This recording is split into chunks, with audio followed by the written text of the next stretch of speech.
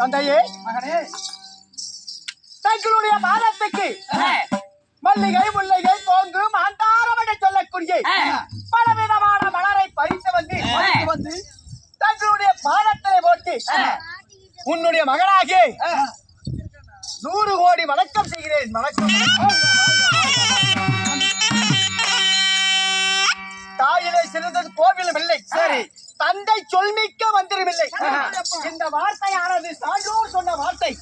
அந்த வார்த்தைக்கு வேத வாக்காக நினைத்து தன்னுடைய மகனாகிய காந்திரூடானவன் நாட்டிலே இருக்கக்கூடிய ஏராளமான மலரை பறித்து வந்து உங்களுடைய பொன்னான பாதத்தில் போட்டு வணக்கம் செய்கிறேன்.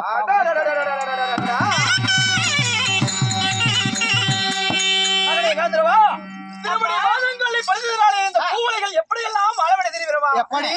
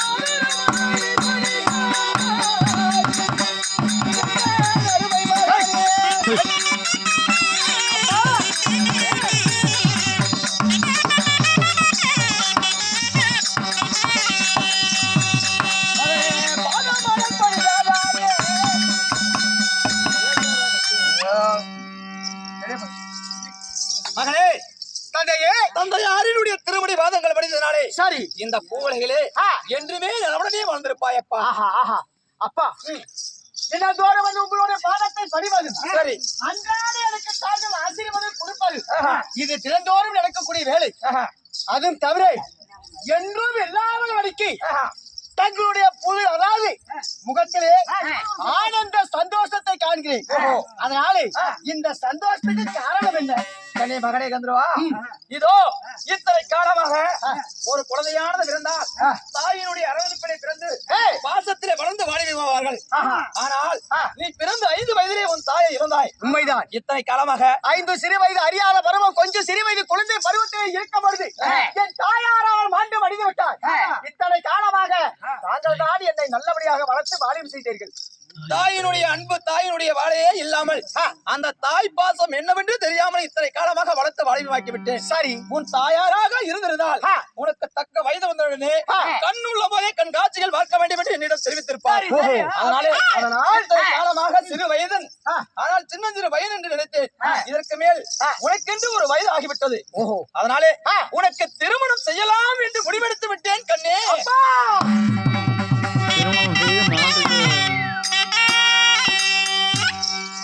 அப்பா, இத்தனை நாளாக உன்னுடைய மகனான சின்ன சிறு குழந்தையாக இருந்தால் வளர்த்தான், வாலிபம் அடைந்தான்.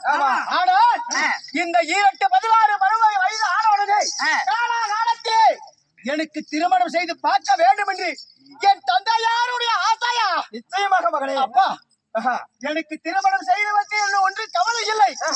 ஆனால் செய்த திருமணம் தெரிந்த பிறகு என் நாட்டிலே நடக்கக்கூடிய விஷயத்தை கண்டால் தான் எனக்கு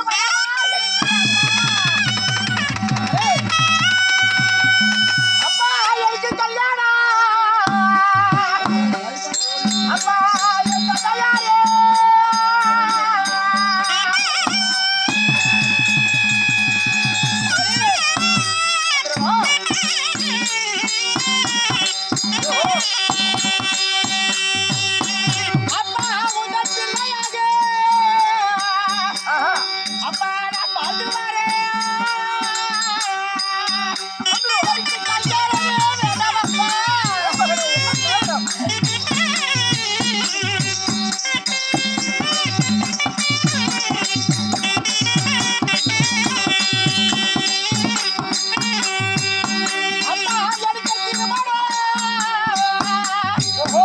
என் தந்தையாரே,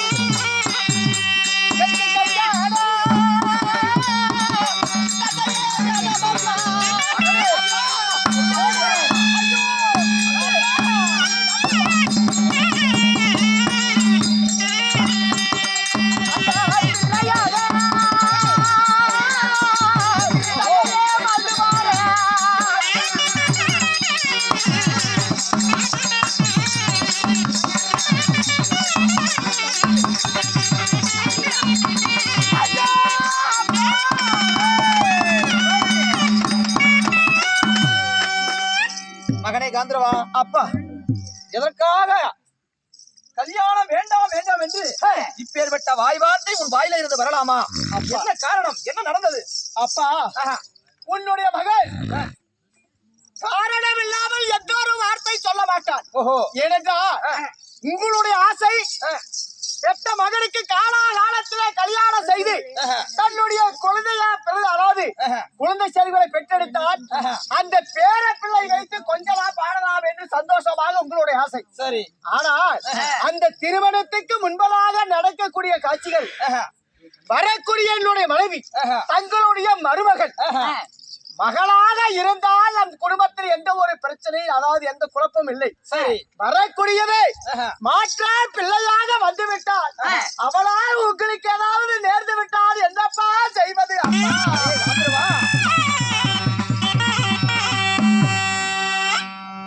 மகனே, அப்பா, 1000 கவலைகள் இருந்தாலும் அடுக்கடுக்காக தெரிவித்தாலும் திருமணம் என்பது நிச்சயமாக ஒரு ஆணுக்கு பெண்ணுக்கு நடக்க வேண்டிய ஒரு சம்பிரதாயம். உண்மைதான். இந்த நாட்டிலே இத்தனை காலமாக இந்த இந்த நாட்டை ஆண்டு வந்தவன் உன் தந்தையாராக. ஆமா. இத்தனை காலமாக குழந்தையாக இருந்தாய், வளர்ந்து வாலிபமாகி விட்டாய்.